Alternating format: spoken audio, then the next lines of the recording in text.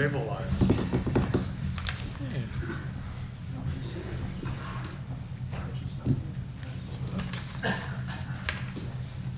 Michael, I'm missing something. I'm going to go down and get it. Okay, we'll wait. It's fine.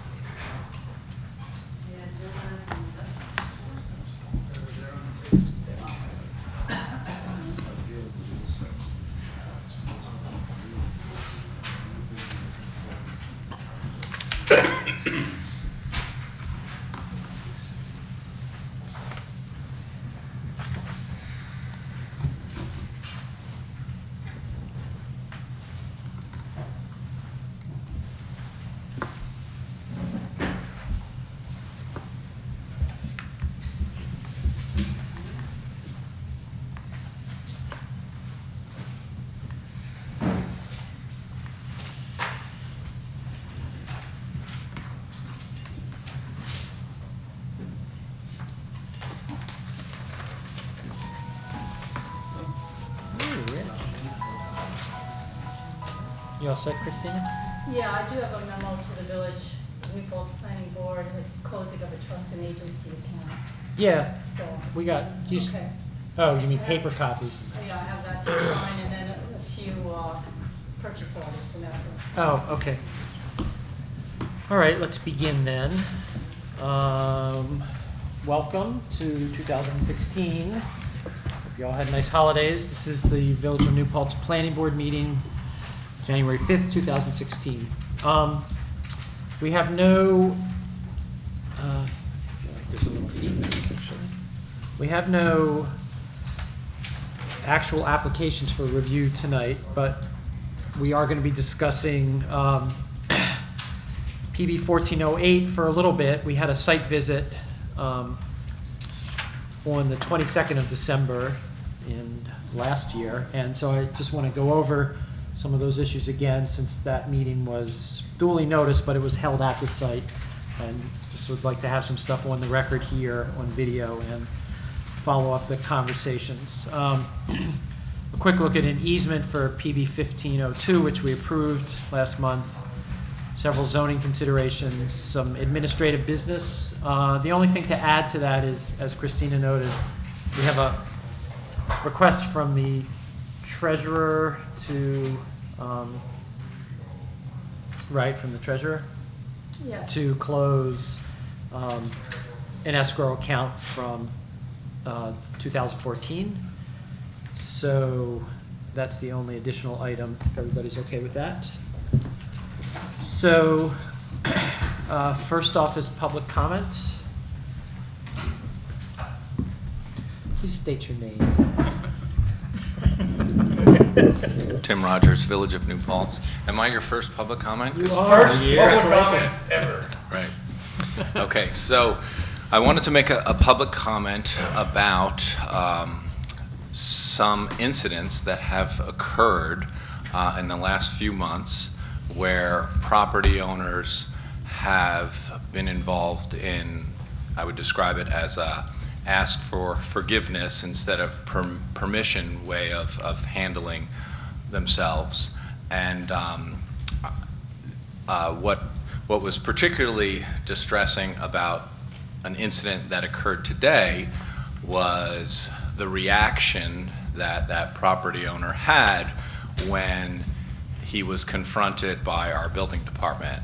And we have a new building inspector. He's been on board with the village for about 6 months. I think he's really doing a fantastic job of making sure that our codes are being enforced. And one of the things that was important to me when I ran for office was the idea of supporting our staff and making sure that they knew that they had support from the village board so they could go and do their jobs every day. And this was a very unfortunate incident that occurred.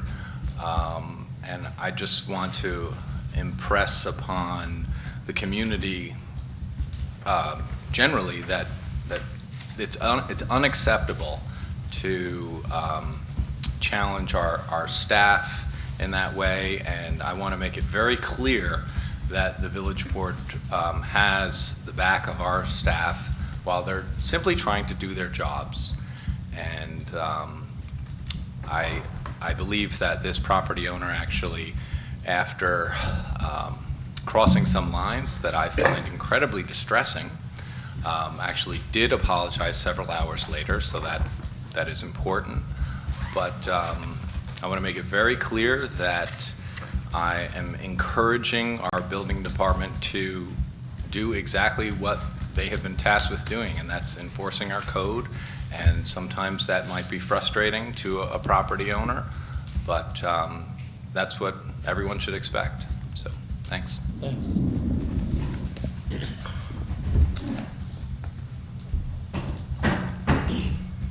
Sylvia, you're here tonight. You're not on the agenda. Did you have an update you wanted to tell us about? This would be a good time to do it.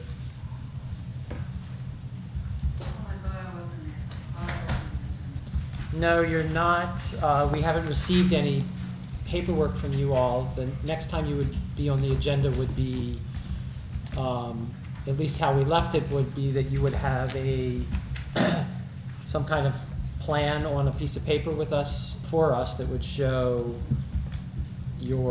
specifically where the building envelope would be for your permanent building, where you propose to put your temporary housing, where the infrastructure lines would go for the temporary housing. And my understanding is that those things would need, at least according to the architect who joined you the last time we spoke, which was Richard Miller, that he was waiting for the site to be cleared in order to have a survey done to do that. If that's changed, that's fine.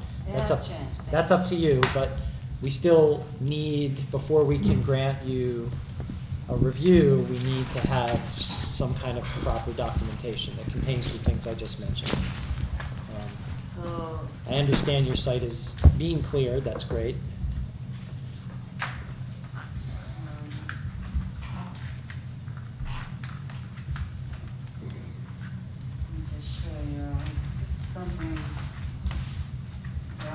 Brian Arms and I did together. Okay. That shows you where the outbuilding is, Okay. which is 23 feet from the rail trail Okay. Well, and 15 feet from the baseball. all right. So still, what we need is what I said. We need a drawing, a site drawing of your property with an outline of where you're proposing to build your permanent building envelope. We need that to make sure that you're not infringing on that with any of the temporary uses that you might be doing, so that you can adequately undergo construction. We need to know where the temporary building's going to go, how the infrastructure is going to get to it and from it, where parking's going to be for your business during the time that you're using the shed as a temporary place of business, and those are the main things we need. But you'll have to put that kind of drawing together, and it needs to be to scale so that we can accurately see those elements. Is there anything else that you can think of off the top of your heads that we would need on that? So whenever you have that, you should submit it to Christina and to Bryant, and I didn't bring my recorder. Usually I have a recorder. okay. Because of my tragedy, would you like us to send you? My memory is not very well. Would you like us to send you something either by email or regular mail? I would like that because, Okay. like I said, losing everything. Sure. I Do you lose have an part of my memory. Do you have an email address that we can use?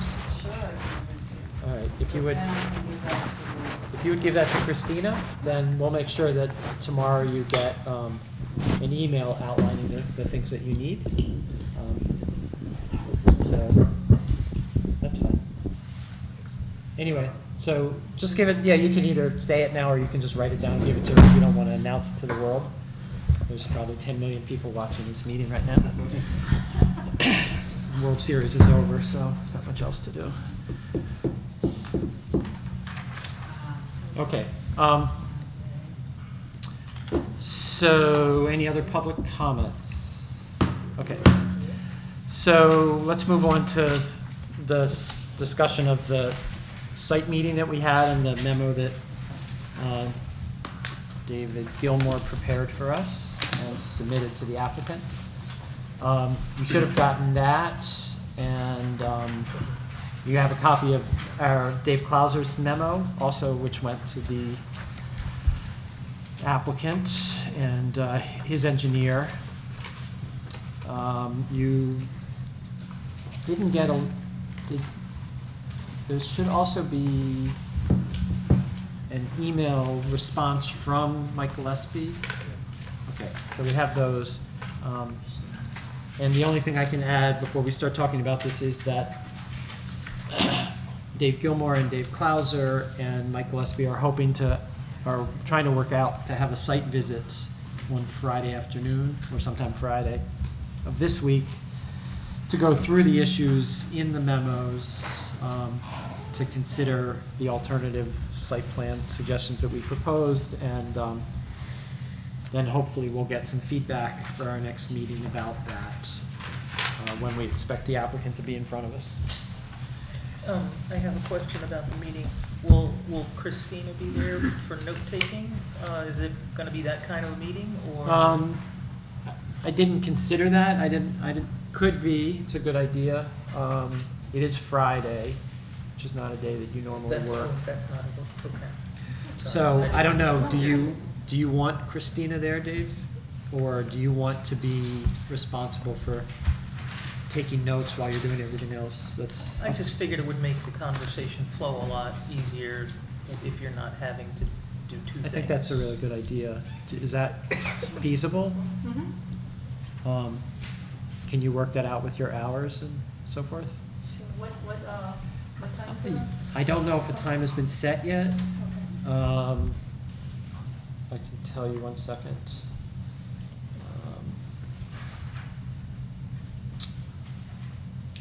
There would be a lot less, possibility of a communication breakdown then. My guess is it would be, David Clauser said after 2, and so it would be sometime between 2 and 4, if that works for everybody. Okay, see if you can work that out with your hours. That would be great. Thanks, that's a good idea. So I guess one of the first questions is if everybody's satisfied that our concerns as per the site visit are adequately addressed in the memo that was sent to the applicant, if there's anything left out or anything that doesn't portray your concerns accurately. Yeah. Seems pretty darn thorough to me. Yeah, I thought it was really good. Your No, feelings? yeah. Okay, likewise? One question is, Michael, was Yeah. there any response to the email from Gillespie Associates to David? Is this the only, this is the, So- it references the request number 4, but there was no response yet provided to this. So I actually answered, and I apologize. I sent it to everybody on the email list, and I should have asked Christina to send it to everybody subsequently. That's okay, it was my Well, I fault. thought it was, I thought it did. so Unless that's I missed my it. error. My answer? Yeah, I thought that I had sent something out. Okay. so I guess I And is missed that regarding scheduling of the site visit with the engineer and planner, or is that No, it's, another item? Well, so I made two comments. One was, Did that go around today? you got it today from me, but it was a couple of days, it was over the weekend. He had an error, a clerical error in terms of dates and days, so I pointed that out, so they corrected that. But substantive stuff, I said that we would, at our meeting tonight, that we would be discussing this, that they were welcome to attend if they wanted, but we wouldn't be having an application review. But that we would address the issue about the variances. So, and I didn't give my opinion, because I thought we would all discuss that together. So, okay, so if everybody's comfortable with that memo, and then Dave Clauser's memo is clearly of a more technical nature, and the hope is that they'll address a number of those issues at the site. I guess so the point then, since you brought it up, is what, if we're going to ask them to consider an alternative site plan that would bring the building forward, and that has some impact on setbacks and so forth, are we comfortable then supporting variance requests for those setbacks? I realize the devil's in the details, but Well, I think it's possible to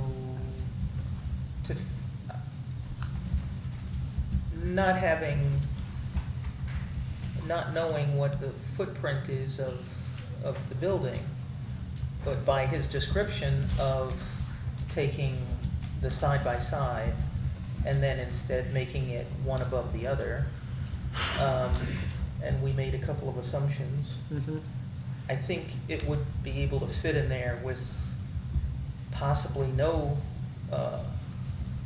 variance requirements, or if there were, then it would be minimal. Okay. But that's a lot of suppositions on my part. right. I was just going by his description of what he was going to change the footprint to, and he had there were no definite numbers tossed out. So we'd have to wait until he shows us the new architecturals. Okay.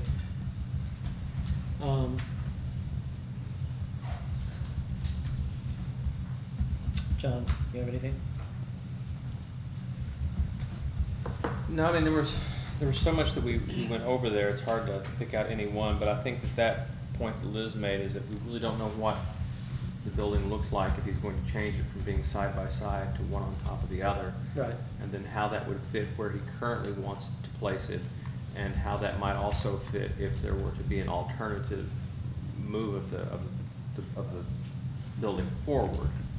So I think that getting that's kind of critical before we can really do much, because otherwise we're just Right. guessing. Right, exactly. Okay. Sir? Would you, for the rest of us, just do a very, very brief summary of what your site visit Sure. was and what you experienced? Sure. I'll let other people, everybody was scattering about the site, so other people should certainly speak too. So on the 22nd, we had a site visit. All the planning board members were there, Christina, Dave Gilmore. The applicant was there without any professional consultants.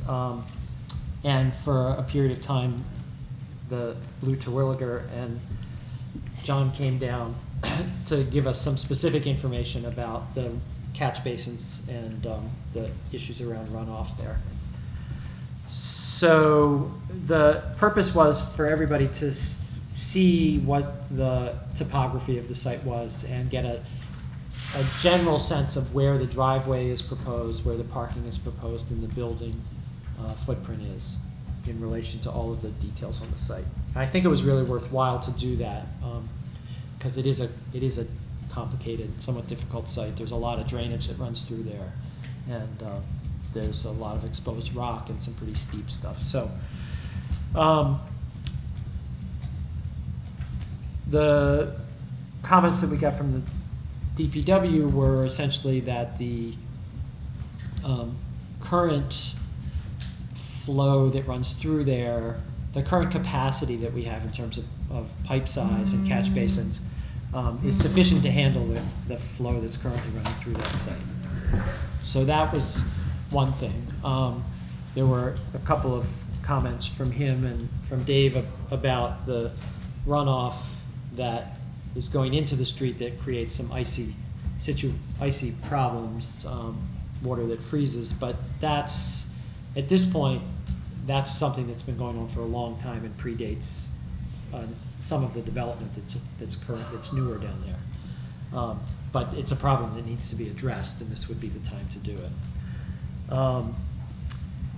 I think the general feeling was that the way the site is currently designed, with the driveway coming up sort of on the northerly section of the property and then forming a fairly large parking lot in the front with the building pushed back into the rear of the site, that there are a number of complicated problems with grading and drainage. The building seems to be proposed to be basically built over what's currently a fairly large drainage swale, a natural place where water comes down. It also looks like from the drawings, and Liz can address this better, that the way they're proposing to grade it would likely require them to remove a fairly substantial amount of vertical rock that is stabilizing the site, right? And that would create perhaps a lot of additional problems both during construction and after the fact. So at this point, there are a number of other issues. They're proposing sort of a number of infiltration areas that are on the site plan. They're not particularly well defined in terms of detail, but from what we could see, it looks like there's very shallow soils there and probably a lot of rock, and so it isn't clear whether those basins are going to be effective or not, but that's a detail that can get worked out by the professionals. So among other things, we were hoping to, we've been suggesting, and I think more strongly now, to try to bring the building forward to reduce the impacts on the natural drainages there, as well as perhaps reducing the need to do the grading that they're proposing. And if they do have to put pipes in the areas to the rear of the site, we'd much rather have them put them under a parking lot than under a building. So, or around the building, which might be complicated. So that's sort of the general tone of it. And yeah, sure.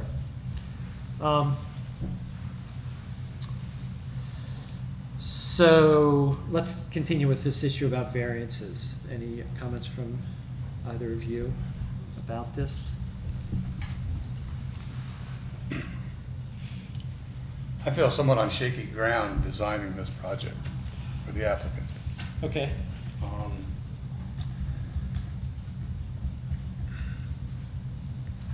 Leading them down a path towards needing variances is probably not what we want to do. Okay. So if there's a way he can do this without variances, that's what he should explore first. But it should be him exploring it.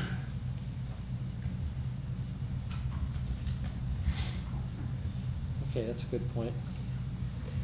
And I think my comments would be consistent with what everyone's saying, I think, which is that it's a bit of a, I guess, catch-22 scenario that we're looking to predict whether we might favor variances on something that we don't know exactly what's being requested. So Right. I don't think, and especially since it seems as though they're speaking pretty strongly about the idea that it's not a good use of their time and effort to do this if we're not pre-approving what they might require to do it. It's not that's one of the reasons I asked whether this was responded to, because I think Right. it's not a position I'm thinking the planning board should be put in. If we were going to take that route, what about doing a joint board meeting with the ZBA? That's an interesting idea.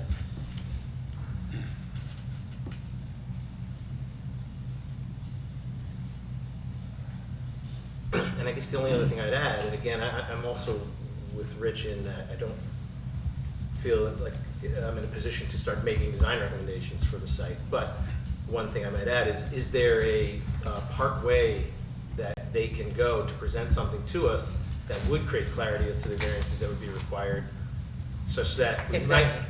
if any.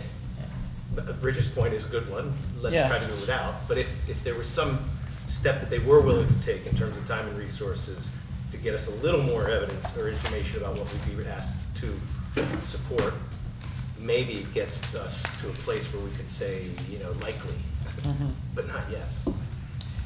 I agree that it is incumbent on the applicant to come up with the designs. The other thing is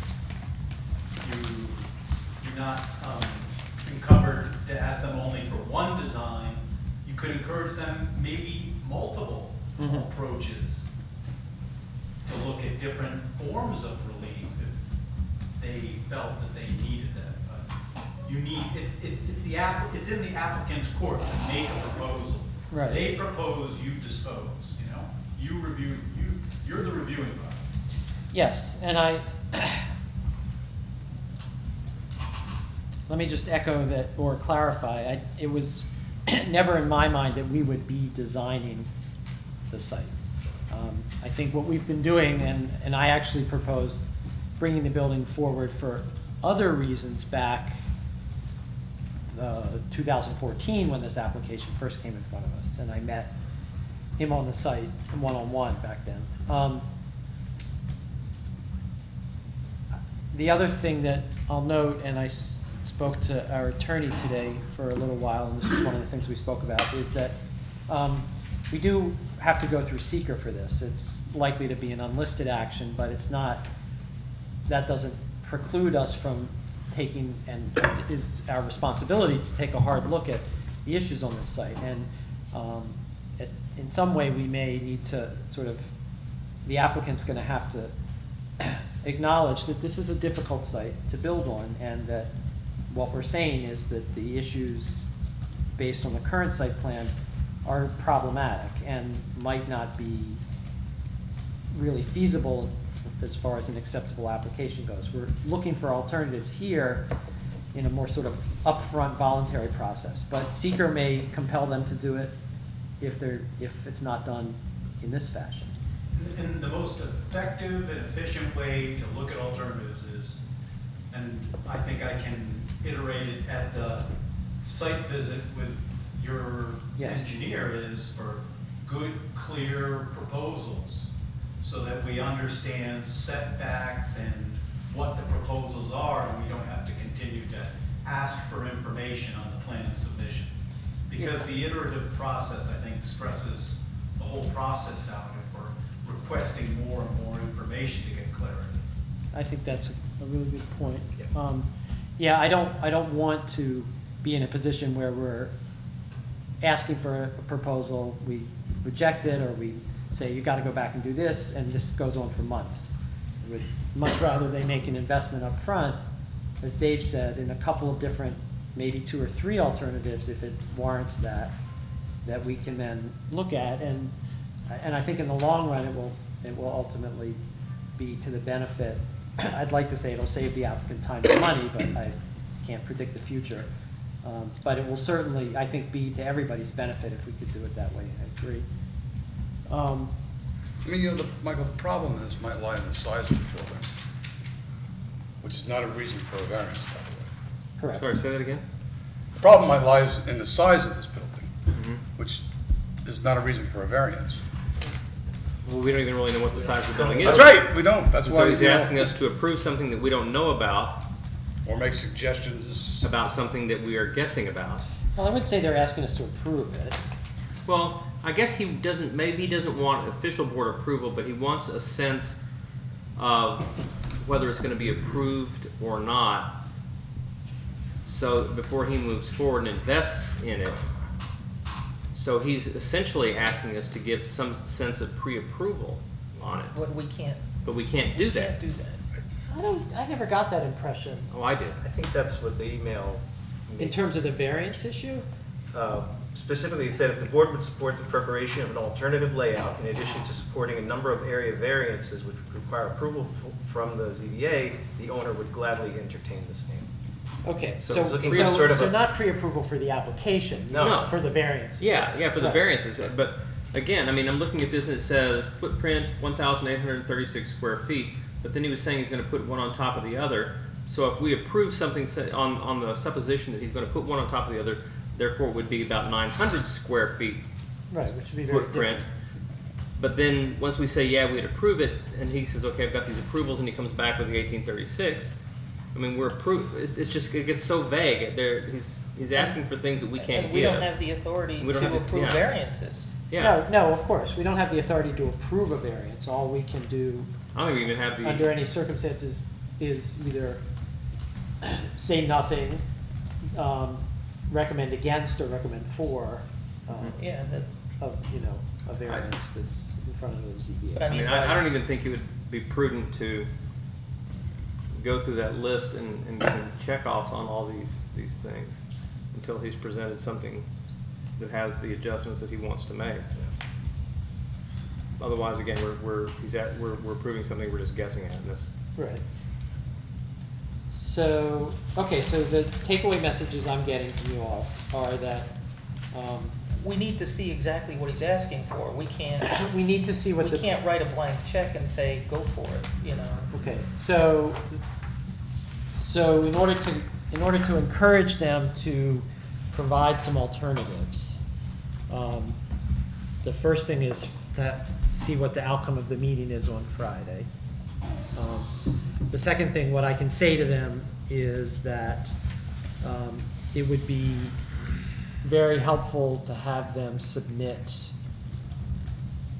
the updated building designs, which we have not yet received, right, Christina? No. Okay. That we would have the updated building designs, and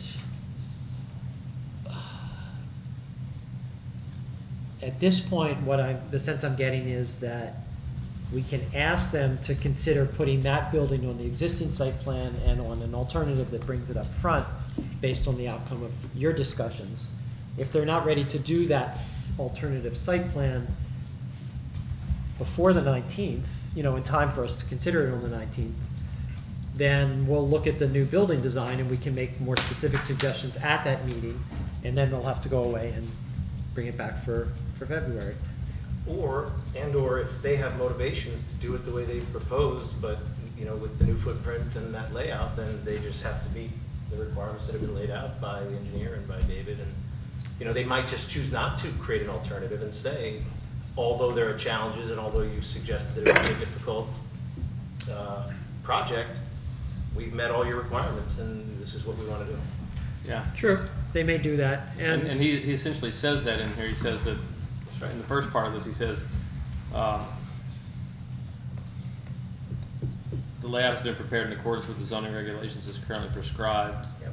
And so he says, what he's stating here is that, as it is now, yeah, it meets the requirements. Pass. it does. If you want us to change it, then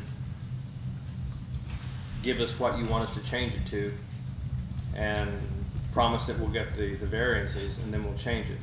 Okay, So I would just challenge him to take it as it is, and we'll see what happens. right, so it might meet zoning. Seeker is another issue. And, so we'll have to, We can only see what he brings. What's yeah, no, I mean, I guess part of what I'm trying to do here is make sure that we're as open about this at the beginning, so that we're not in an iterative process any more than is necessary. That they understand what the potential obstacles are, what the alternatives are. And everybody's clear that we're not making promises on, one, incomplete information, and two, on things that we ultimately don't have jurisdiction over, such as variances. Okay, so before we leave this, let me just make some quick notes. So what I want to be able to tell him is the important considerations are the meeting this week. So, and I might as well make one observation. Yeah, please on do. the, I'll make it some notes. Meeting this week with the engineer and myself, and I know you included Christina.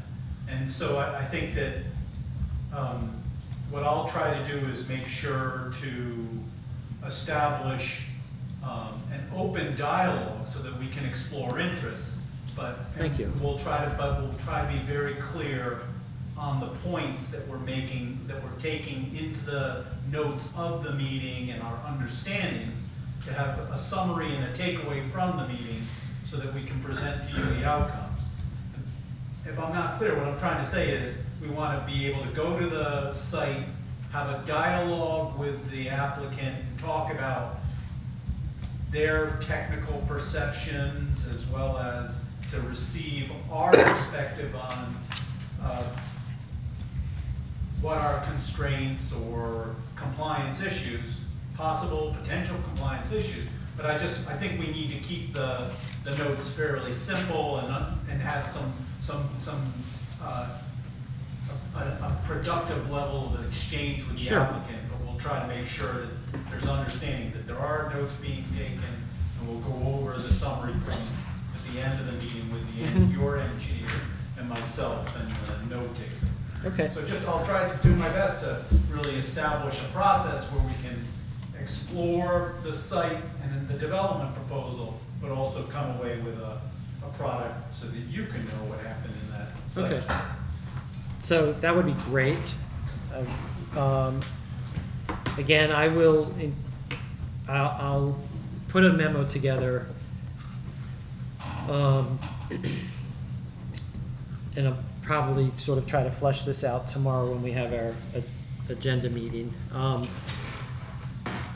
I'll let them know about that, hopefully there'll be some substantive progress during this meeting at the site this week. I will talk to them about sort of zoning versus seeker concerns. I'm going to strongly encourage them to consider preparing an alternative. And if they can do it, and I'll explain to them that, we're not in a position to really comment on variances at this point because we don't know anything about the building design. We need that. Yeah. And that alternative site plans, we're encouraging them to do it in time for the 19th. If they don't do that, there's a good likelihood that we'll be asking for them at the 19th. And they can choose which way they prefer. Can I just suggest one? No, go ahead, Rich. One nuance to what you were planning to communicate about strongly recommending them consider an alternative site plan. Sure, by all means. I'm a little concerned that the planning board strongly recommending that they consider that, and them going out and putting in the time and resources to do that is a little bit, is implicit in that is that we're kind of on board with the idea that we would support the variances required of a new site plan if there were any.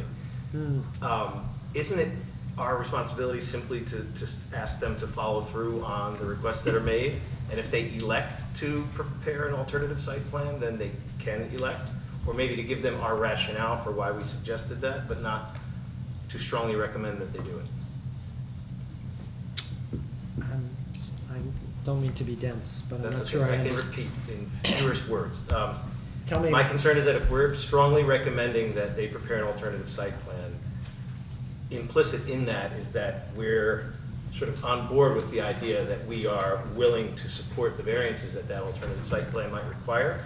And since they seem pretty sensitive about putting in time and resources into the preparation of an alternative site plan, I think I'd feel more comfortable perhaps sharing our rationale for suggesting an alternative site plan, but not making that a strong recommendation for them to do it, because it's their choice to or not to.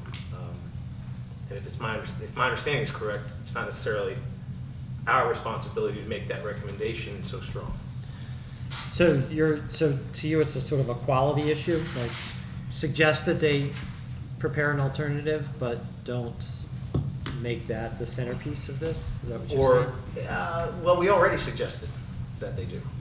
So. Right, but we need to respond because he specifically picked up on that and asked about variances. So I feel like what I and the balance of the members of the board shared was that we weren't comfortable saying in advance that we would be willing to support variances that might Totally be agree. required. Yep. I think that's, I mean, I'm not putting words in anyone's mouth, but I feel like that's consensus beyond us reinforcing a strong recommendation for the plan, for an alternative plan. There wasn't anything that we could answer. When we were on the site, we did not have an up-to-date set of architecturals. Even if we wanted to measure something off, we wouldn't have been able to, because he, at the very beginning, the applicant at the very beginning said that he's not going to pursue the side-by-side, he's going to pursue an up and down. And he couldn't give us dimensions of that. So, until we get that, we can't answer.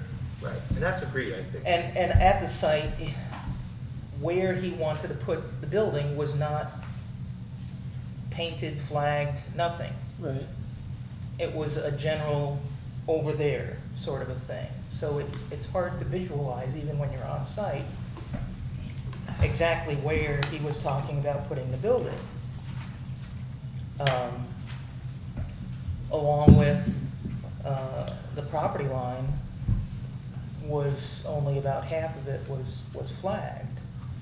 The remainder of it was not, and it was unclear exactly what that one property corner that we saw at the base of the shale bank was until we further investigated it. So us being out there helped a lot, but there were a lot of things that could have been already indicated on the ground that weren't.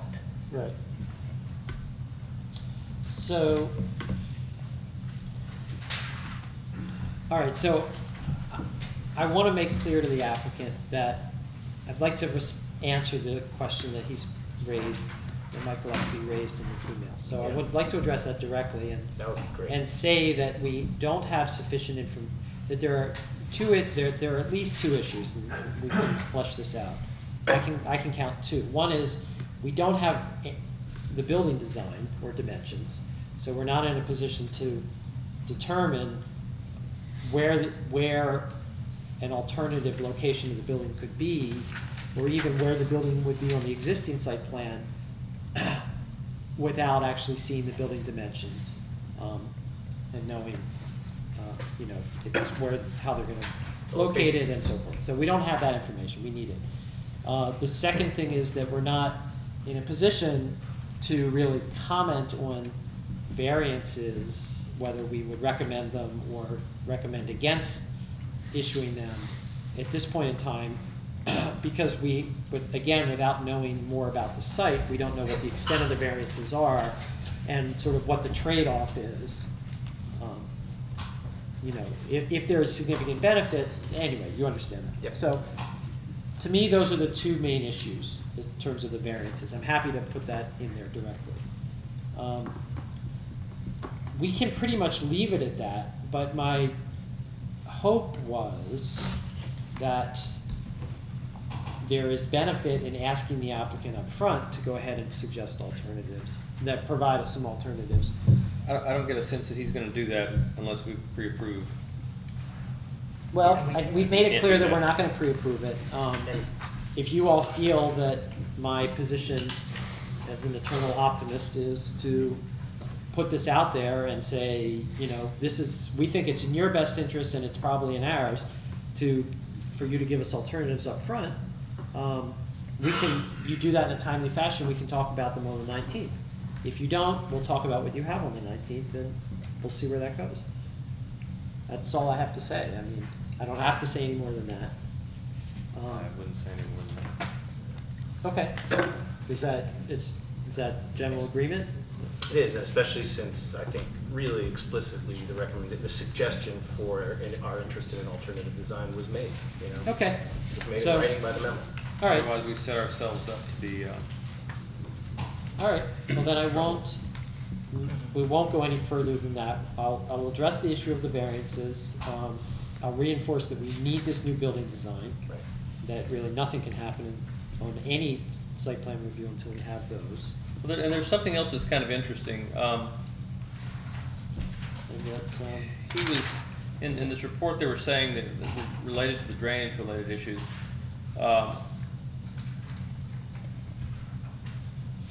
that they asked for a drainage analysis, and instead they received an engineer's report entitled Design of Drainage Facilities. Right. So there was no analysis comparing the rate of runoff pre-development with post-development, and no inventory of the downstream structures. yeah. So it's like he avoided the question. Conceivably, yeah. So I'd like to note that, or make it public note that we kind of need that before. Yeah, well, hopefully that will, I mean, so this is the report. There's a few copies. If anybody would like to borrow this, this is sort of the planning board's copy of it. And so this might inform what the, is it worth, would it be difficult, Christina, to scan this? No, could be. Or perhaps, they could send an electronic version of this to us, whatever you prefer. It's not very big. Yeah, it's fine. Okay, so why don't we do that, and then everybody will have that. Sorry, I didn't think of that sooner.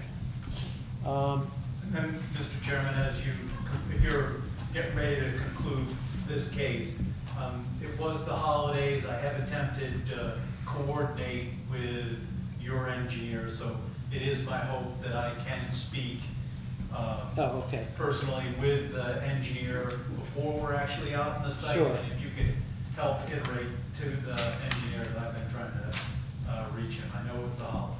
Oh, yeah. No, that's fine, and he is around. I know he's around this week. But I'll put that out there too. Thanks, Dave. Let me make a note so I don't forget. This might be the most complicated two-family house I've ever seen built in 40 years of doing this. Michael, that's, There's gotta be a first. Happy the first. Tim, yeah. that's related to my question. So you have the engineer going out to the site, so that's being paid for by the applicant's escrow. Yes, sir. So then we also have our village planner going out to the site as well. Correct.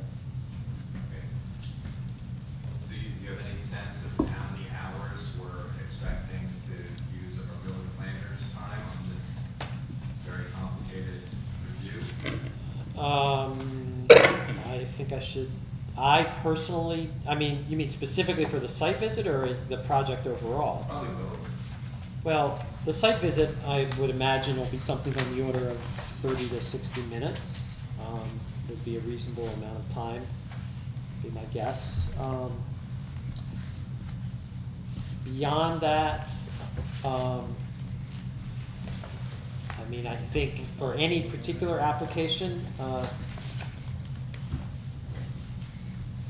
David has been very thorough about reviewing applications, providing us with his analysis from any of a number of points of view,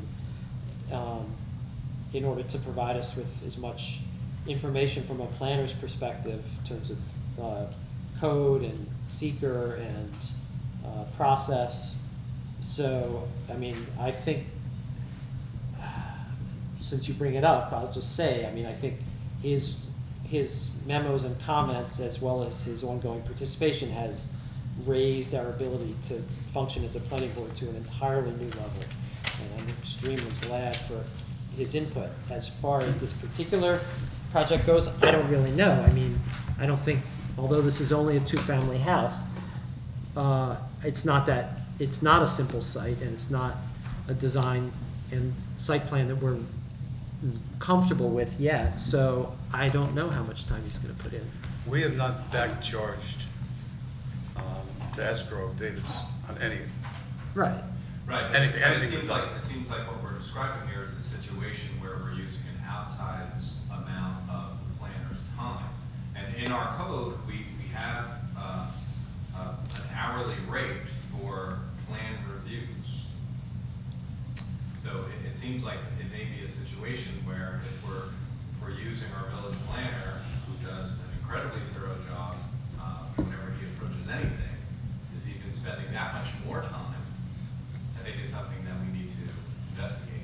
I think that's something, okay, can you tell me which section of the code you're referring to? I'm referring to the fee schedule that was adopted by the village board. Okay, It says plan review prior to formal application, $125 per hour. so is that in our code, or that's not in It's our under the code? building department in the fee schedule. So it's a fee schedule, which generally doesn't go in our code, I don't think. Right. it's- Right, so it's building department fee schedule. Well, that may be an issue that we want to talk about more generically, because we are going to have some larger applications coming to us this year. So if that's something that we need to address in terms of I'm perhaps. just concerned because I have a huge to-do list for this guy. I understand why you're asking. Yeah, so do we. And But, no, but that's fair, I understand. So, we actually will be having a discussion later tonight about escrow. It was a little more focused on legal, but, we may only focus on that tonight, but if you feel that we need to address this, it seems sensible. So we'll do that. We may not get to it tonight, but. Maybe two quick questions for the record on it. Is that fee schedule and the expectation that someone would pay that provided to a pre-applicant by the town, by the village? Here it's listed as plan review prior to formal application. Yeah, but would a pre-applicant ever have been provided that fee schedule and understand that the time that they were using of David's would be charged for? Well, Richard, there's kind of a catch-all when you're dealing with the government. It's all there, it's all available, every developer has a chance to look at all this information and should do it ahead of time. And my other If question they is, don't, is there precedent where we've evoked that and charged an applicant? It's I new don't to ever me, remember. so I wasn't aware of Well, I this. think I'm responding to the fact that this planning board has said this is an application that's taking more time than would typically be expected. yeah, my question was why? Why is it taking more time? I mean, because it's such a difficult. Because I think it's a, but we haven't seen the plan that actually shows. I mean, I was at the same site visit that said, I'm not sure what this flag is, I'm not sure what that is. Oh, it's over there somewhere. right. That's what we're reacting to. And that's what I'm saying, we cannot make any decisions because of the generalities Right. of. And we're spending engineering and also, and Dave's time also on these. Well, it's not uncommon for this planning board historically to invest in our engineering consultants' time early on in the process to address these issues, in order to facilitate a dialogue so that the planning board can be informed, as well as the applicant may consider making changes before they get too far down. I don't think that's unusual. It was my suggestion to include the planner at this meeting. There had already been the discussion between the engineer for the planning board and the engineer for the applicant to meet at the site following the memo that Dave Clauser prepared. I suggested after the site visit and the memo that Dave Gilmore prepared on our behalf that he join them. That was solely my decision. Because I thought that the memo he prepared was so thorough and dealt with so many of the issues that were germane to this, that it would facilitate the process. At the end of the day, that's really what I'm trying to accomplish. And if that is pushing things beyond what, if it's creating unintended consequences like this, then we can consider that, that's fine. That's all I'm asking. Yeah, that's no problem, but I think it's particularly, again, I'll just say, I think it's really in everybody's best interest to try to do these things up front. It helps the planning board, it helps the public, and I think it helps the applicant ultimately. Yeah, I have a particular feeling about this. Having been a member of the planning board, now having been liaison to the planning board for the past 2.5 or more years, we have throughout all of my experience, we've encouraged pre-application reviews. And if you have a pre-application review, you're going to have uncertainty. People are going to be coming to you for matters that they're not certain of and you're not certain of. Otherwise, why would you have a pre-application review at all? But we've encouraged that so that people would understand the process and they'd be able to make adjustments in their own thinking, if not their own plans, Because they might not have a plan yet, but they have a pre-plan. They have a suggested site, a suggested building. So there might be a sense in which you'd be using resources in advance by doing that. But there's also been a belief, and I happen to think that it's a legitimate belief, that you might be saving resources in the long run by using some upfront. Sounds like you agree with me, sort of. I do. Thank you. Okay. Can we, I don't want to leave this project just yet, but there are a couple of relevant things that our attorney put in his memo, which reminds me, are you getting these? Yes. Okay, good, because I wasn't sure if I saw your name on are you getting the Yeah, PDF versions? I believe so, yes. Okay, if you're not, let me know. I'll make sure that you get added to that. Thanks. Okay, so two things that are on here, and then one thing that came up in the conversation I had with him today. So George's memo to us, the attorney's memo, refers to the tax lot number issue. We'll come back to this, but let me just say for now that George's proposal is, his comment is that this has a new tax lot number because of the changes that were made at the county level when they revised the lot line by giving some property over to the adjacent property. And his comment is that the applicant needs to submit a letter correcting the application with a new tax number. And that in itself is probably not substantial enough to warrant a whole new application submission with new fees and so forth. I would tend to agree with that. I think there are more, but everybody here is entitled to their opinion, and we should. But let me just set that aside for the moment because we'll probably sort of come back to that. The issue about complete application, I want to come back to during the administrative discussion because it's something that's bigger than just this application. It's something that George has pointed out that we probably need to take a look at in terms of our code, and it's something I'll suggest that we do for either the next meeting or the meeting after that. Finally, the issues about seeker.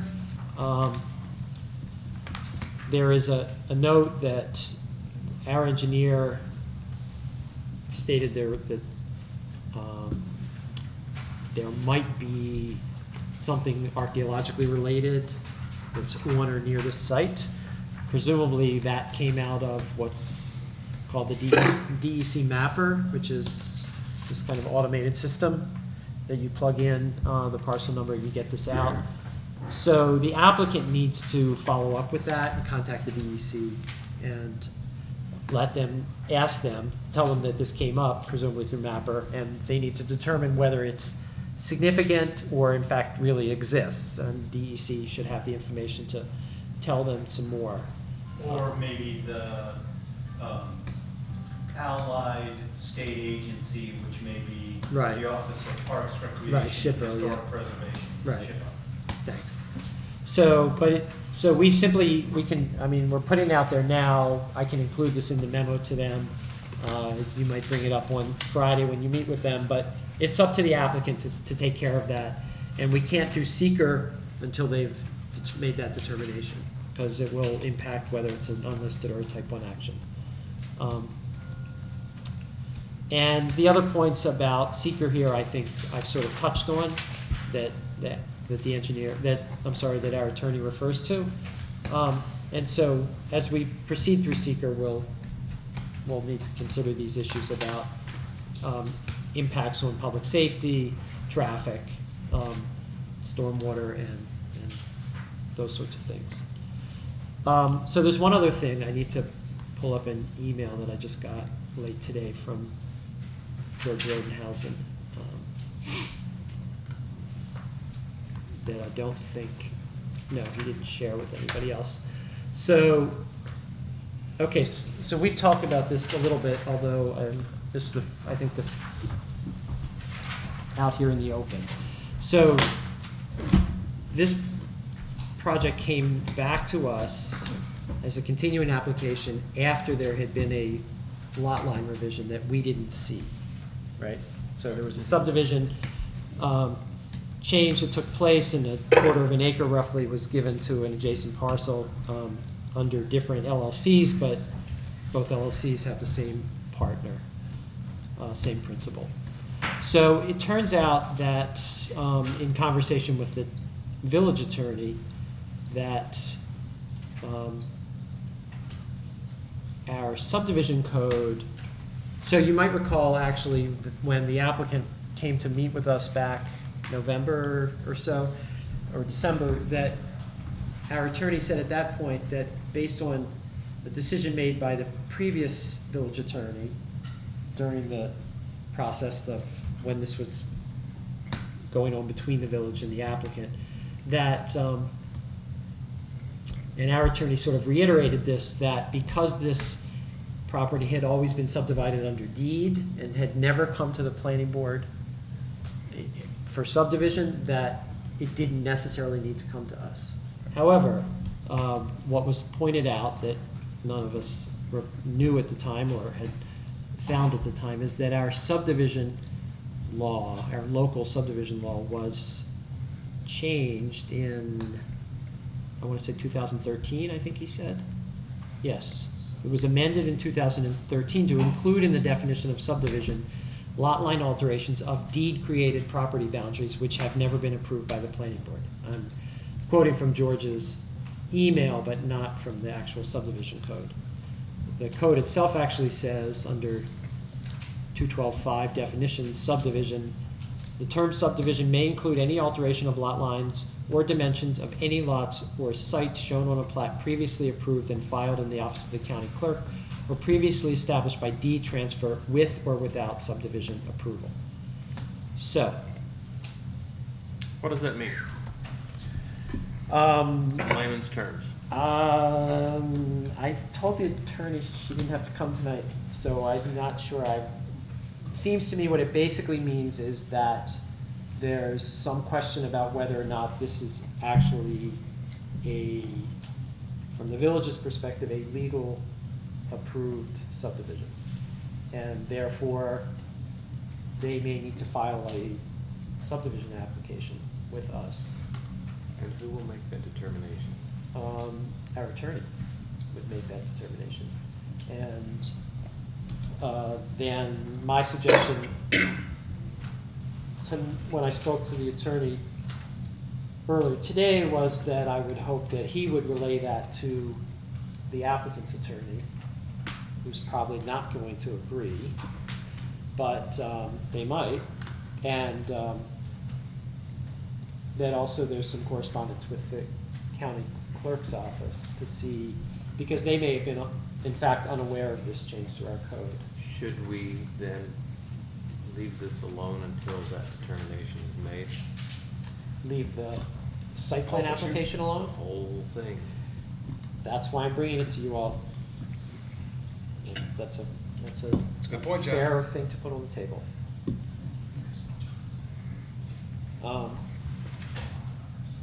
My advice, given this new wrinkle, is that we wait until this particular issue and wrinkle gets worked out and resolved, worked out and resolved before we do anything else. Yeah, then we wouldn't be wasting any more time than is necessary, depending upon what that outcome is. Why would we be looking at Design for a lot a that doesn't design exist. that Yeah. may or may not ever? Yeah, that's a huge wrinkle, actually. Wow. Yeah. Okay. I mean, it's I always just like not, to drop I take those my bombs statement back late from on. earlier. This is the most complicated two-family house I've seen in 40 years. So, okay, so you're down at this end of the table? Yeah, I mean, I think I would like to know how quickly we could resolve that so that it doesn't look like we're sitting on any of this that we've both been doing so much digging in on. But I think that we're not sequencing this correctly if we're Right. looking at that when we don't know the answer to this.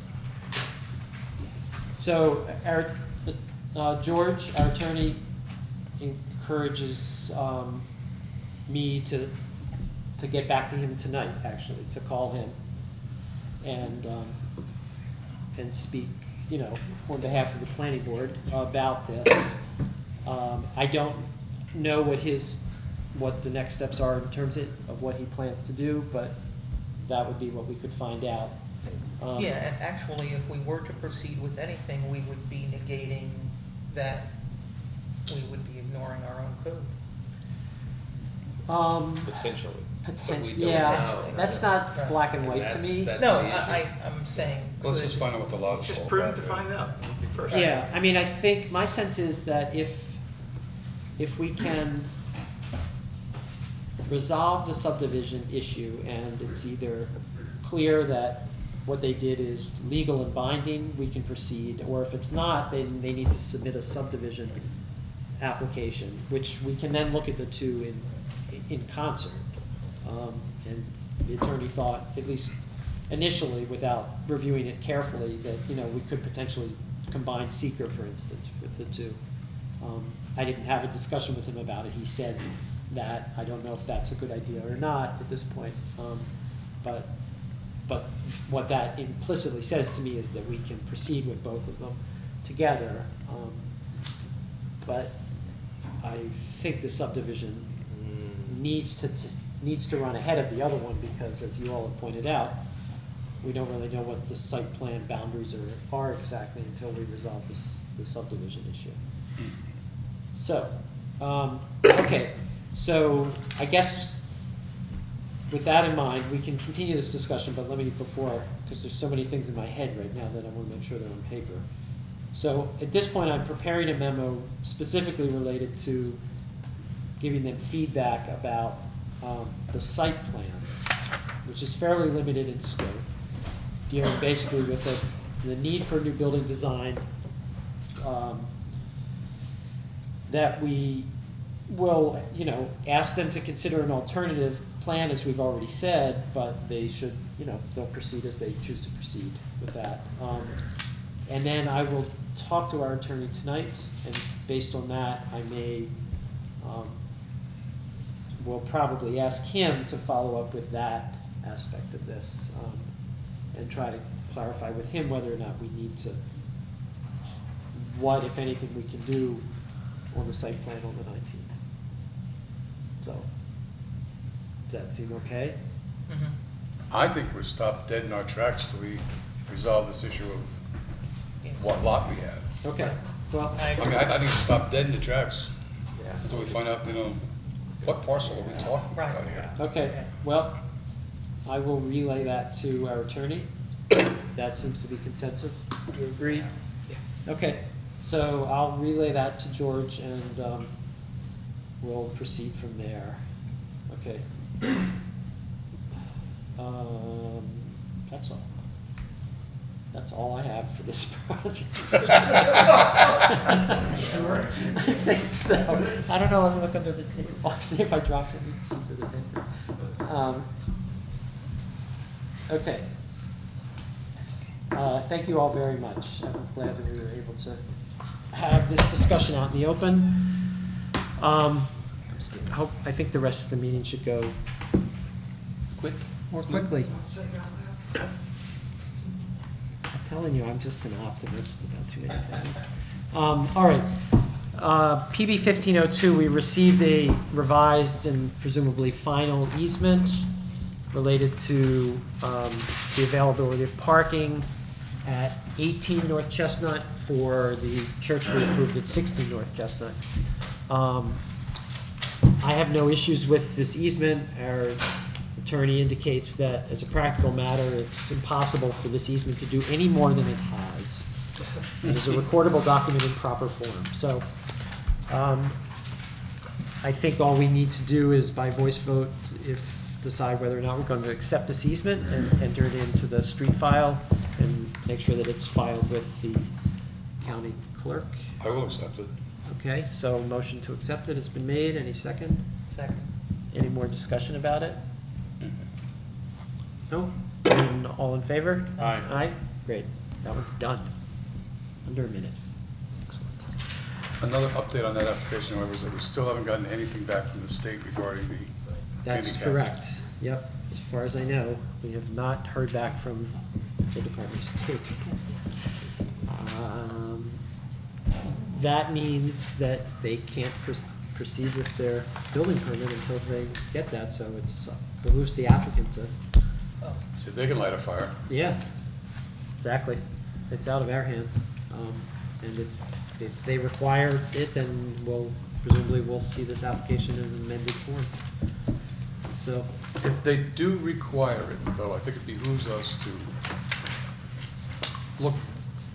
march through the changes that's gonna occur Yep. quickly. sure, Okay. yeah. I mean, That's a good thing to have happen in that building. yeah. So we'll take it as it comes. Thank you. Okay, so a couple of zoning things. The NBR one is pretty substantive, so maybe let's switch things up. The status report on 2/12/23 is that you all have not actually met yet with the zoning board, correct? So a potential date is scheduled for the 14th, I think? Okay, if you guys, We'll have that on the 14th. I need to send a meeting note around for Okay. proposed date and time and place. okay, so the hope is to I haven't meet done next that. week. And that you guys are hopefully available. Okay.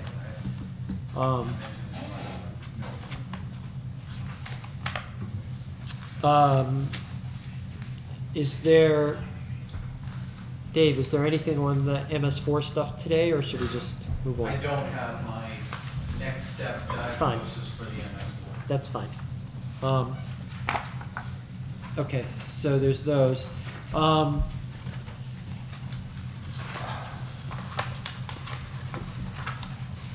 Okay, so the reason that I put the neighborhood business residential district discussion here is that we are going to. No, go ahead, that's fine. No, sorry. Were you asking us a question? No, I was We just, were wait, interrupting. it was just getting noisy, that's all. Keep it down. I can't say that to the mayor. Okay, so we do know that on the 19th, we're expecting a pre-application package. It has been submitted as of today, a pre-application package for the first project, and it'll be a pretty substantial one in the NBR district. So what I wanted us to do with this is, one, to try to address any questions or concerns that you all may have, since you haven't been as immersed in this, and so that you feel comfortable with this code as we consider this first application. As Dave pointed out in his memo, were also a couple of issues, at least one typo, and one thing that seems to have gotten modified and partially omitted that we would like to ask the village board to consider putting back into the code as expeditiously as possible, so that we can address we can use those portions.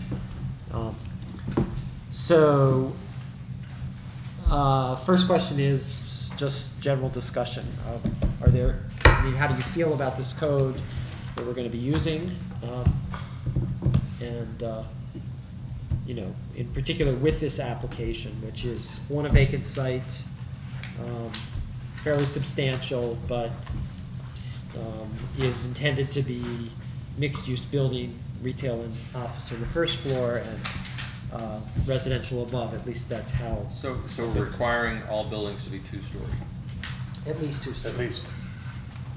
Except for a couple of particular uses. Right, with the exception of a couple very specific uses, municipal, cultural, things of that sort. I just know that we had discussed it, that we were actually going to park it. Yes, we did.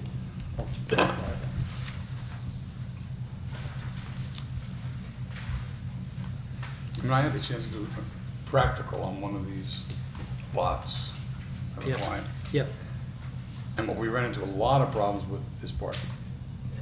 okay. I mean, the residential, you know, was interesting. I hate to admit that I'm in Facebook daycare. I do Facebook a lot, and one of the sites that I follow in there was talking about landlords not providing parking. So it's an issue that's, you know, real important for these people who have apartments. When you look at some of these sites that are down in the NBR district, and you look at commercial needing parking, and residents needing parking, and lots being small, there's a conflict. Right. And from, you know, a practical standpoint, I had a fairly good-sized lot, right? I mean, we sat down and tried to take a look at it, and it's difficult to get the parking to work on these. So, Now, we don't have a requirement for parking in the code, but we have a practical issue. what do you mean, we don't have requirement for parking? Well, it's not very restrictive. We're not hard classed into a formula for parking in there. Correct. Right, that's true. But we've got a practical issue in that you have an apartment, you expect at least one car. You have a store, you expect a few customers. So the question is, where will people park? Where will people park? Yeah, and if I could add, I actually, the only thing, I don't know if it's a specific question, but as I reread before the meeting today, I was struck by the fact that I think there's sort of a preamble or an opening that talks about the intent of, one of the intents of this is to limit the construction or development of parking facilities and to try to create designs that would prevent those from being necessary, or not, that's not exactly the language, but then I know that from looking at, 16, and the parking issues and the questions around easement, looking at the examples that we're just speaking about, that's a big problem. So it's kind of almost a conflict inherent in it that says we want to try to prevent parking solutions that are not going to be consistent with what we would like the district to look like and the experience of the district, yet that might be one of the only solutions to not having a giant, bigger parking problem with retail and medical and things that, Right, so, I mean, the site that we're gonna be talking about has got an advantage in that it's a vacant site. right, But some of these sites have buildings already there, so you try to work around buildings with parking lanes and parking spots and, whew, very tough. so currently, commercial parking lots are not permitted. But maybe we need to rethink that, because I guess it wouldn't satisfy the need for residential, but if we could have on-street parking, but it's not at all clear that we could do that on the street. Pretty narrow street. Yeah, and there's lots of other amenities that we're trying to develop. busy and backed up. Yeah, so that's probably not a feasible option. And when you refer to a commercial parking lot, you mean a pay-to-park type lot that's not connected to one of the buildings? Right, exactly. So, I mean, part of the, if you go back to the plan that was prepared by a consulting firm way back that helped to initiate sort of a different look at this whole strip, one of the issues was to try to reduce the amount of parking by having shared parking between buildings, to reduce the number of curb cuts by also doing that, by having shared parking. And,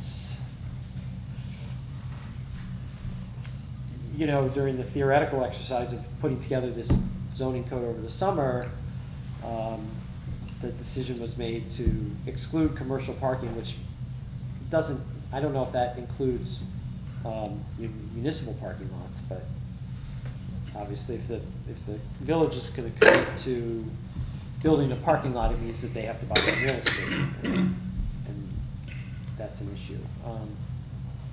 And given the length, this is a fairly linear neighborhood, we probably need to do more than one. So, okay, so that's a problem that we need to look at. Yeah, I think parking needs to be addressed because you're including residential, and we can't assume, like we may have been able to do it a couple of decades ago, where the residents are gonna be at work during the day and then come home in the evening, and then the commercial will be using the parking during the day and then not in the evening. We can't really assume that nowadays. Because people's work schedules are so much more flexible and varied than they used to be. Not everybody has a 9 to 5, and a 9 to 5 is no longer the norm. And we're hoping people park their cars and get out and walk and take their bikes and other things, so where are you gonna park those Yeah, and you're cars? by the rail trail, so some of the daytime use might be from rail trail users. How wide is the rail trail easement? Don't even go there. Okay, I see where that's going. Yeah, no, this is a serious problem.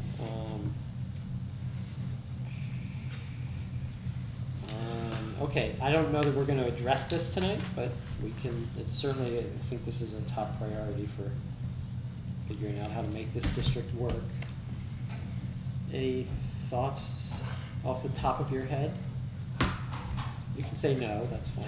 I am gonna say no first, and I think that there's a lot of evidence that you can promote live, work, mixed-use type arrangements that demand less parking, and there's also a lot of evidence that parking is an inefficient land use. The code does not exclude the provision of things like more efficient land use, like parking decks or shared uses, as you said.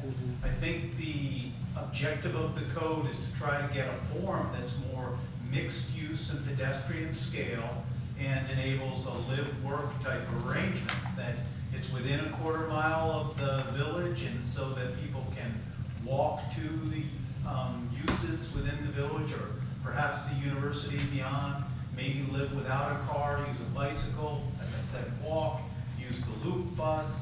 So I think that this code does have aspects of a smart policy in terms of trying to promote a more, a less auto-dependent type of land use relationship. You know, Recognizing in our traditional activity patterns of today, most people have cars. I know one of my resolutions is to get back to biking and walking to work more. I do understand the realities with 4 kids, 3 of whom are under 16 years old. So, but also there just is many inefficiencies of parking in a sense. So that if we can be creative and find ways to really get, in some sense, compact land use and form, I think that we'll see some benefits in terms of the pattern of development, health effects in the community, other environmental attributes. where is the closest full-service grocery store? My market. My market's convenience. My market's a limited service at best. Personally, I feel that my market is, does have a full offering. The community. Thank you for your promotion for my market, but We're- really, we're a- the we're a- closest one, we are a- the Hold on, closest one at a one, time. the closest one is gonna be Stop and Shop. And I can guarantee you that people will not take the UCAT up to Stop and Shop and back, and I can guarantee that people will not ride their bicycles to Stop and Shop and back in the middle of winter. On a Sunday pattern.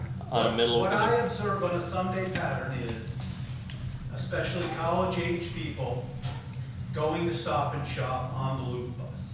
Now that there is a weekend loop bus service, In a sense, we may be considered a food desert. I don't know what, Of what? like the Food food desert. desert, what the shed is for a typical activity pattern in terms of how close should basic needs for food be. Well, I'm just saying, my point is that we really need to, I think it's an admirable desire, but I think that we also need to be couched heavily in reality. There was That also- people are going to be using a lot of cars to go from there to Stop and Shop, and to go from there to the university, and to go from there to wherever. It's for the average person in the middle of winter, it's kind of far, and that given that there's not many sidewalks in that area, to walk to all of So, these things. As I said, I'm a hypocrite, I do drive too much.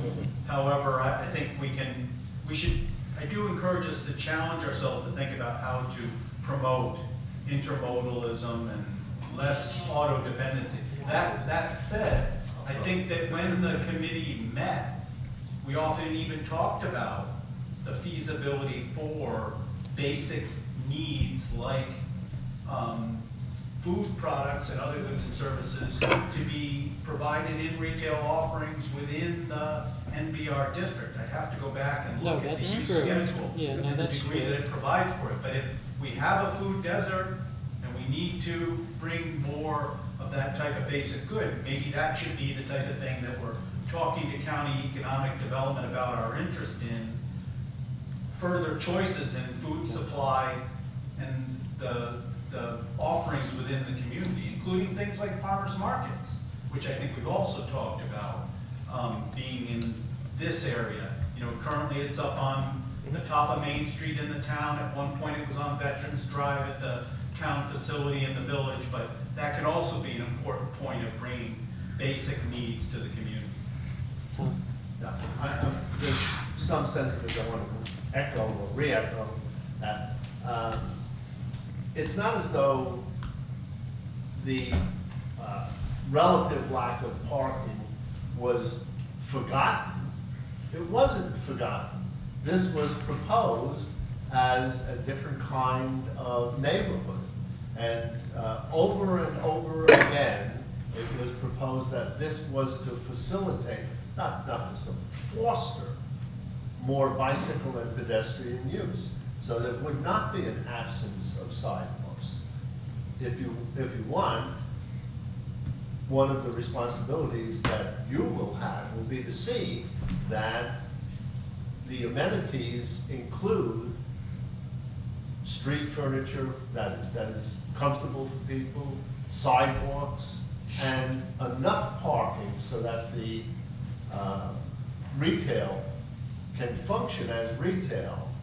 But among the retail opportunities we should be fostering will be more things that people actually need, including food.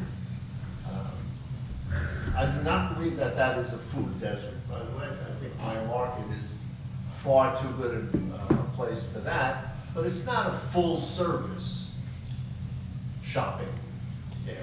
But it's a whole lot better than many other places would have. So it is going to be a problem if you think there's not enough parking, because that's what you're going to have to be helping people figure out. Well, Well, if we look at the STS site, within walking distance, with sidewalks, there are two major parking lots owned by government that are grossly underused. to specific. Moriello Park and Kern Town Hall. Grossly underused. Huge parking lots. Moriello parking lot's only used, what, 8 weeks a year? That's true, that is a good lot to keep It's in mind. huge. But how do you not use it during those 8 weeks? So that the swimmers have a place to park, and moms with little kids. But it's a huge piece of property, maybe we need to develop more of it into parking. But there's two huge pieces of underutilized property that have parking that we, you know, if we're gonna start thinking differently, maybe we gotta start thinking differently about property lines and property usages and things like that. Rich, can you repeat the second one? Moriello Park and the old town hall, the one that's being renovated. Right. It's hopefully a new. And the bus station parking ride also, is that? Well, the That's bus- part, That's that's the part of SDS it. site. That's a private site, Yeah. so. That's, Not gonna- public that, lands. that'll be part Yeah. of this application. So this issue can be, to a certain extent, kicked down the road, at least for this, I mean, it's not gonna confront us for this particular application that's coming before us. But a because- landlord could lease 20 spots over at Moriello Pool. Yeah, no, it's a very good point. I don't know about town hall ultimately, once that municipal Just center is understand. built out. It may or may not, but maybe that's something to incorporate into that building design. And right now, the Moriello Park parking lot isn't even plowed in the winter. Not used at all. Right, so, just one second. So, I just wanted to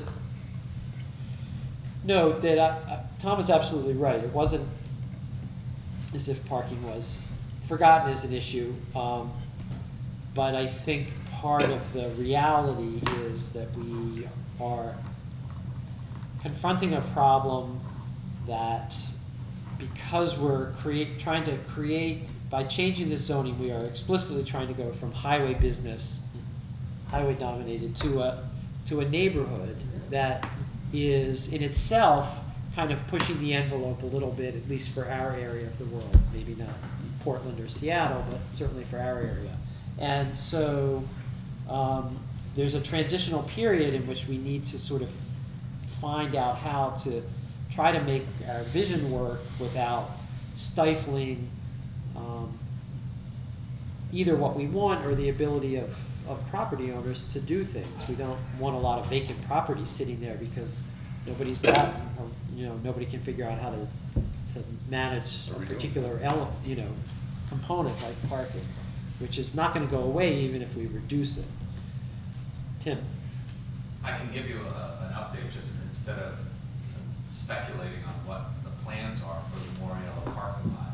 The municipal center plan is dependent on using parking for Moriello. And the idea is, by improving the parking or expanding the parking at Moriello, we're gonna have more parking when there is a great deal of demand at the pool. Because currently that lot that was paid for with DOT funds, where SDS was the spillover for Moriello. So we absolutely do need to expand the Moriello parking lot just to provide that parking for the swimmers. The other challenge is, because the plan is to include the offices for town, village, court, and police, the justice courts use an enormous amount of parking. So the parking that would be on site at Veterans Drive, plus the enhanced parking at Moriello, would be used for those four functions. So just to give you guys Okay. some color as you're kind of speculating Well- as to what's going on in these locations. It might be, although I realize that the cost is exponentially more, it might be worth the community looking into the possibility of a garage of some sort, so that you're not just doing surface parking. Maybe you can get 3 stories out of it and do it in such a way that it's aesthetically appealing, meets those needs, but provides a substantial amount of additional parking. And eliminates the inefficiency argument of parking. Yeah, and there are, as Dave pointed out, there are parking decks that are maybe not as attractive, but certainly less expensive, but in any event, I think, thank you for that update. Other issues that you see, you might have some additional insight from your experience with your client. Well, no, I mean, it's just, Other things that came up? I mean, parking, obviously. no, specific to that site, specific to those clients that I was dealing with. But it just was, in looking at that corner lot, which was a good-sized lot, Mhm.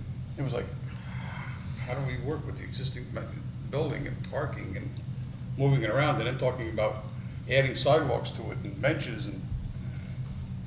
Right, so, And, someone's not gonna wanna develop a building that his tenants won't lease because there's no parking available to their Of course, clients, right.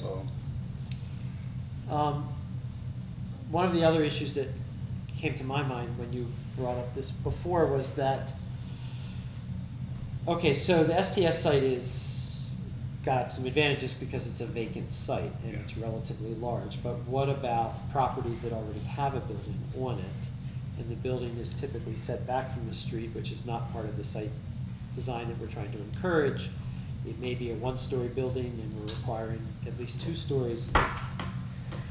The code is pretty silent in terms of how to address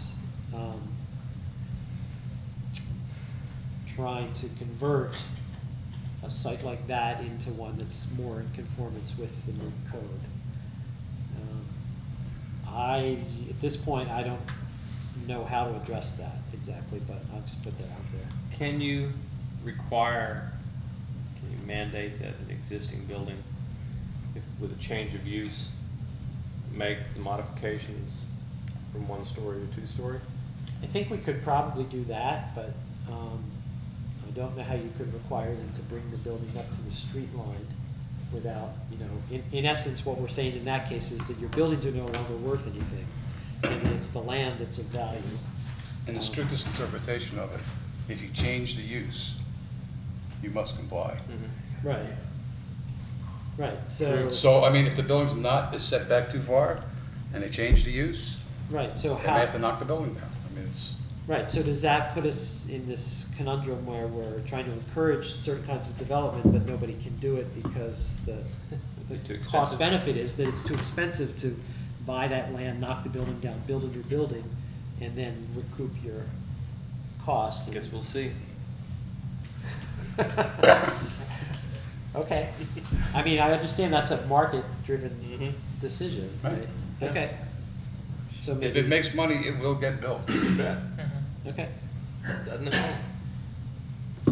that's fine, you guys are more experienced in that than I.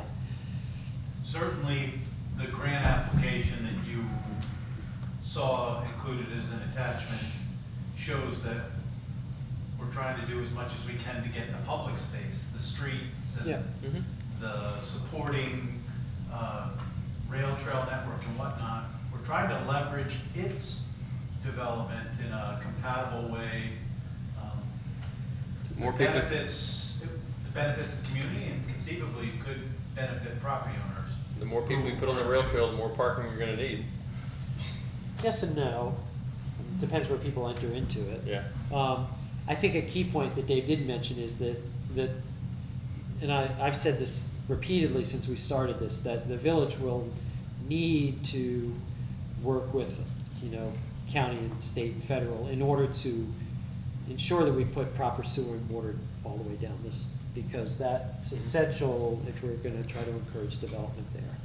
So, and water is generally okay, we need to confirm that it is. Sewer definitely needs. How far down is sewer? The problem is it's a forced main. So sewer going is, down. right. Oh, So again, for the project that will be seen in 2 weeks, sewer is not a problem because there is a gravity line that goes down Mulberry Street. But on North Chestnut itself, other than at the very northern end, it's a forced main all the way down. And so we need to figure out a way to provide a gravity line that property owners can have access to. So that is one of the considerations in the grant, and then hopefully we'll be able to follow up. Interesting sidebar to that, though, is if you take a look at Highland with its walkway over the Hudson, Yeah, and look at only a handful of small businesses opened up Yeah. to support that.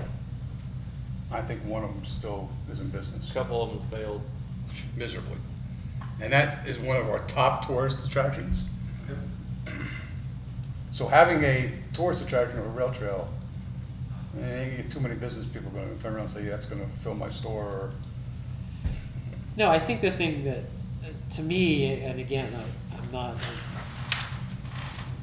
I could be completely off base, but to me, the sense was that the the surrounding neighborhoods and the people, the residential that is built in that area will provide a critical mass of people to help support the businesses there.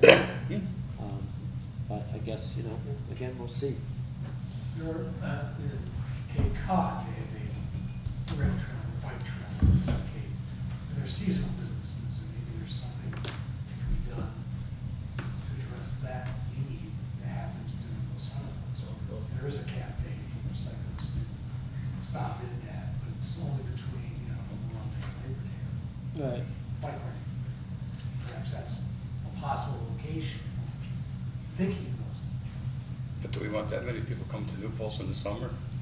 That's Cape Cod. I don't think that's. Yeah, gonna try happen driving here. in Cape Cod. I don't think that's gonna happen. All restaurants, Um, pet business. But in some sense, in the successful tourism-based communities, you're doing the planning to manage the tourism visitation, to distribute the visitors, to manage their access and their circulation in the community so that there aren't the adverse impacts as opposed to no visitors, no hotel room taxes. Right. And the other thing is that in Highland, you make a good point about those early entrepreneurial, risk-taking businesses didn't succeed. And the town of Lloyd has doubled down to work on their zoning, to work on their economic development systems. And because you, in a sense, got an economic restructuring, a new form of tourism in the bridge and the rail trails. But Ulster County is planning its economic, sort of one major economic thrust is a regional network of trails that extends out to Highmount in the Delaware County border and goes up to Kingston, and we're a hub, so conceivably, Okay, we can plan for that type of economic restructuring. okay. But isn't it So- amazing that we're building casinos nowadays when online gambling's become the biggest thing? So I just, there are two things that I think we need to address that are early in Dave's memo, that I'd like to see if we can just get a voice vote to send something to the village board. One of them is that in the use schedule for this, one of the items that's listed, which is offices, general and professional, there is nothing, no mark at all next to it in the adjacent column. And everything else has some kind of mark. It either has a dash, which indicates it's not allowed, or it has an S, which indicates that it is allowed by special use permit. It was clear from everything else in the code that offices, general and professional, are encouraged in this zone. So we need to ask the village board to amend that clerical error and insert an S there in that. The second thing is a little more involved, but hopefully is fairly straightforward. As Dave says, under performance, in 212.13 G6A1, there was a desire to make the first floor heights slightly higher than those, the minimum requirement of height on the first floor, slightly higher than those on upper floors, in order to create a certain kind of feel that you often see, for instance, on our main street and many others as well. Kingston's another good example, in Poughkeepsie. So the objective was to have a minimum actually of 11 feet interior height from floor to ceiling on the first floor, and then no specific minimums other than the building code requirements on upper floors. I don't think we addressed upper floor building heights. Somehow that got changed over the course of several iterations such that it now says that every floor has to be 10 feet minimum. Unless you all prefer that version, I would ask that we go back to the language that's suggested in Dave's memo, which is that the first reads, the first story of any new building must be a minimum 11 feet high with a cumulative minimum total height of 2 stories and 20 feet. first floor interior height may be 10 feet from floor to ceiling. So I would ask that we consider that. Those are the only two things I'd like to get to the village board as quickly as possible, because I think they are pertinent to the application we're gonna start seeing in 2 weeks. So I'd like to make a motion that we submit those suggested changes to the village board. Yes, sir. Just as a note, because of our 2-meeting rule, Yeah, I don't know when we would be able, even if you got that to us tomorrow, yeah. when we would be able to act on it to facilitate your, Well, presumably you can act on it in February. I mean, you Yeah, have 2 this meetings month, still in yeah. January? yes. Right, so presumably you can bring it up at your Just next that- meeting, second meeting, you can consider it. I realize it might take a couple of months, but if we know that it's in process, we can then provide that information to, I mean, I don't want the applicant who's coming before us to say, oh, I can't build professional and general offices, even though you talk about them everywhere else in the code and so forth. It just, so I'm not too concerned as long as it Okay. doesn't take. I mean, we can try to facilitate 6 months speed too. You know, there are exceptions to the 2-meeting. I'm not sure that's even necessary. I don't know that this applicant is gonna have, I mean, neither of these, certainly the one is only to their advantage, because it provides, and it provides consistency within the code. The issue of building heights, you know, we'll address that with them at the next meeting. Right. So, thanks. So I have motion to submit these, suggested changes to the NBR code. So moved. Second, Second. any more discussion? All in favor? Aye. And Rich misses out. That's okay. Agree is We just voted in your absence. That means you get to bring the I donuts. didn't have a choice. You get to bring the donuts next Yeah, time. we just voted, you have to bring donuts for the Oh, next no. 6 meetings. No, just the 2 minor changes to the, 2 changes to the code that are in Dave's memo, about general professional offices, and then also about the height. Okay, so we'll send that along. All right, let's move on to administrative business, approval of minutes from December the 15th, 2015. Any questions or comments? Otherwise, motion to approve those minutes. So moved. Second. Yep, second. Any discussions or changes? All in favor? Aye. Request to approve the minutes from the special meeting on December 22nd, 2015. So moved. Second? Second. All in favor? Aye. Aye, great. Okay, quickly, the next meeting, January 19th, looks to be quite busy. So, the things that are likely to be on the meeting, contingent upon the discussions that we've had and that we'll have with our attorney, PD 1408, the Pencil Hill could be an item. We're definitely having a pre-application discussion about with the Net Zero Developers LLC. We recently, also today, there was an application submitted by, how did Brian phrase it? So let me put it in his terms. Bear with me here. Right, so, thank you, Interzone, yeah. right, that's what I was, yeah. So Interzone 58 Main for a relatively small addition to the Oasis Cafe on a patio that is currently surrounded by a high fence, a proposal to construct this small addition. And so we'll be seeing that.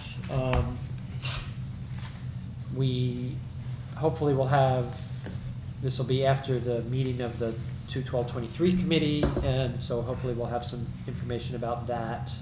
We may have some stormwater MS4 code stuff. I would like everybody to look carefully at the information that George put in this meeting's memo about completeness and his concern about the 62-day time frame after referral, what completeness means and so forth.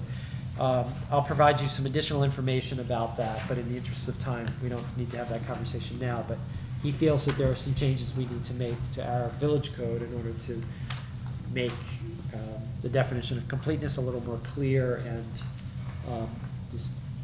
so that we don't get trapped under this 62-day timeframe issue.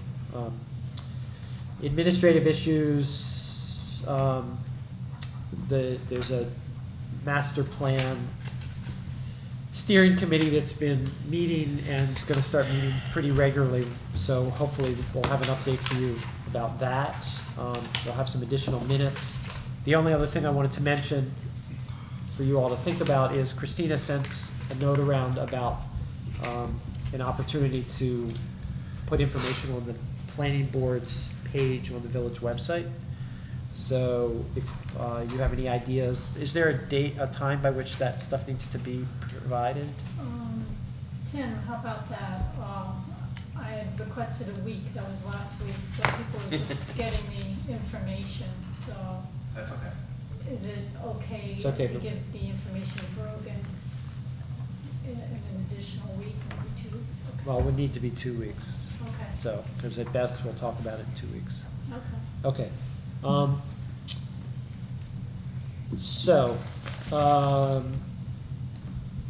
We need to deal with this issue tonight about closing letter. So, give me that, okay. So, January 5th, 2016 memo to the planning board regarding PB 14-10, 56 Elton subdivision. You'll have to recuse yourself, I believe. A trust and agency account, TA number 56, has been established with a beginning balance of $1,000. The attorney and the engineer for the planning board have both been consulted, and they have confirmed that there are no outstanding invoices.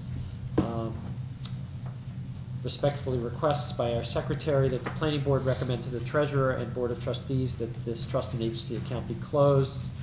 The account has a zero balance, and so no monies are to be refunded. So, motion to request that trust and agency account be closed. So moved. Second? Second. Any discussion? All in favor? Aye. Aye. Recurring. Okay. We have on the agenda a discussion of the escrow policy. I think that we really haven't done enough probably since our last meeting. But basically what we want to do is we want to get something to the village board. I think we all agreed at our last meeting that the consensus was in terms of legal that we would like to see an increase in the retainer with some specifics on the agreement, the written agreement between the village and the attorney that would ensure that certain applications would not necessarily need an escrow in the future, and that it would be covered. Standard things like meeting memos, resolutions, and the research around that would be covered under the retainer. We don't know if that's the case, but that's what we want to propose. In order to do that, if we could get this in place, say for February through the end of the fiscal year, which would be May, that would be 4 months. We would be asking the village for an additional $2,000 for that period of time.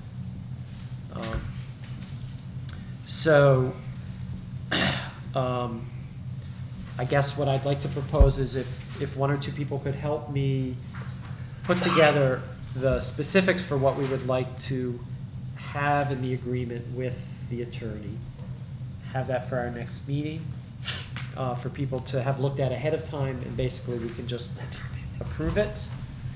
And then we can submit something to the village board I can help, but my time is limited. I've got Mondays and Fridays that I'm available to sit and talk. I don't know that we need to sit, we could probably do it all electronically. So, okay, so do you want to be And I'm involved happy in to this? review and ask questions. All right, so let's start with the current agreement we have and the discussions we've had, and we'll go from there. Yep. I'll just quickly note that spoke to the treasurer today, I know you need to go, sorry. And she would greatly, she greatly supports this idea. She figures that for every trusted agency account that gets opened, regardless of whether it's one bill or many, that 2 to 3 hours minimum are put in by the treasurer's department on this. So I think there's a substantial real savings that we can argue that it would be well worth it. Okay, the last thing I just want to, is a quick announcement just to let you guys know that in addition to all that I'm doing here, that I've also just recently been appointed to the town planning board. Yeah, I didn't know whether to congratulate you or not. Well, I asked for it, so you can congratulate me if you want. Congratulations. Thanks. Congrats. Yeah. Exciting. Yeah, actually it is. And I have to say it was partly because I've found you guys to be,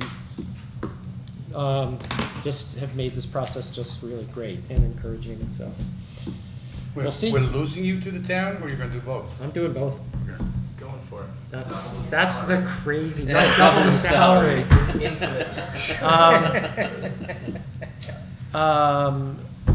Motion to adjourn. Well, actually, I have one other thing. Sure. If I may, please.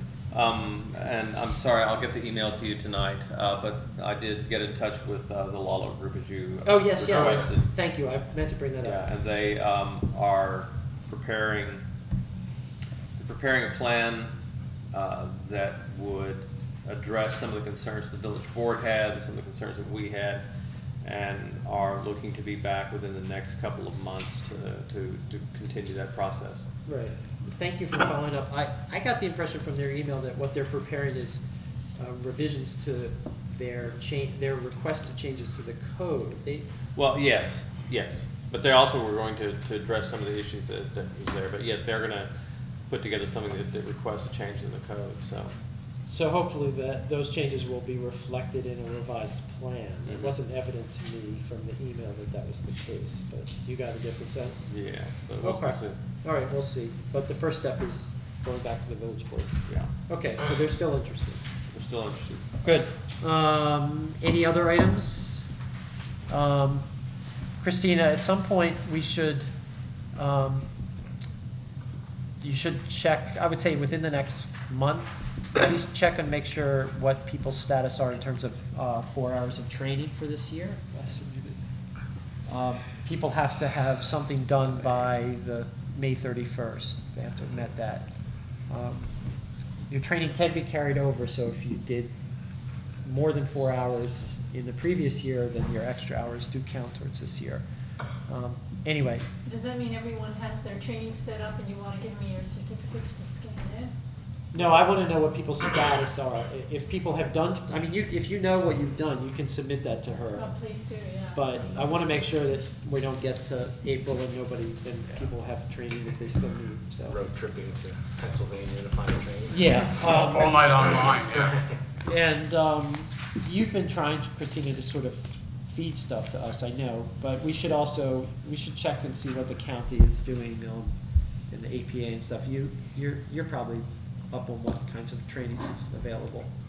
So APA has a calendar on its website, it's New York.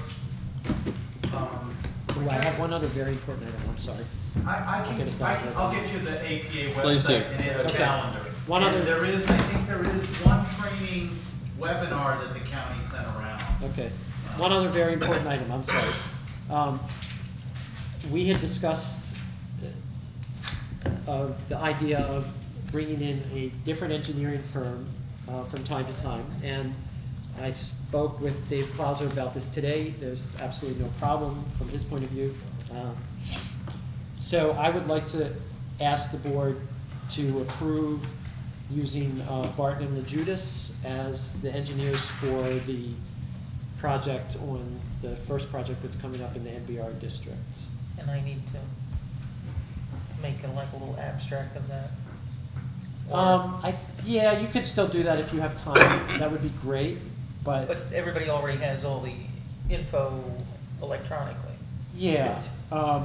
But regardless of whether you are able to do that, I would just like to be able to get board approval to contact them and say that we would like to use them, because we would then want to start sending them information Yeah. once this application gets through the building department. So the motion is to use Barton and Judas for the application, doesn't have a number yet, but the The STS PB site? The proposal for the STS site. So that's the motion. So moved. Second? Any discussions? Not even one? Okay.